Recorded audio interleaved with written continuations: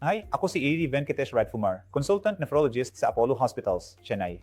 Ngayon, pag-uusapan ko ang isang mahalagang paksa sa nephrology, ito ay ang kidney biopsy.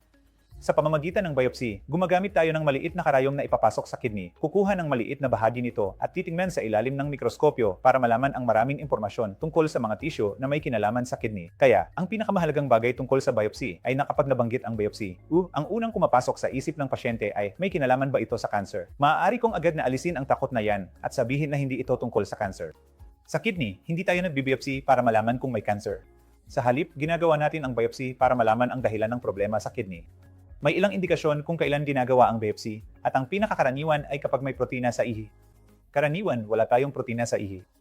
Kapag ang isang tao ay may protina sa ihi na lampas sa normal na inaasahan para sa kanyang edad, lahi, at iba pang bagay, kadalasan ay ginagawa natin ang biopsy para malaman ang dahilan, para magamot natin ito ng tama at tuluyang gumaling. Gayon din, kapag may renal failure ang isang tao, ibig sabihin ay may sira sa paggana ng kidney na hindi malinaw ang dahilan. Kaya, ang hindi inaasahang renal failure ang pangalawang pinakakaraniwang dahilan para sa kidney biopsy. Karaniwan, ito ay isang daycare procedure. Hindi ito isang operasyon. Kailangan mo lang ng lokal na anesthesia, ibig sabihin, walang hihiwaing bahagi o anumang ganon. Magbibigay kami ng kaunting anesthesia sa likod ng iyong katawan, sa ibabang bahagi ng tiyan, at gagamit kami ng ultrasound.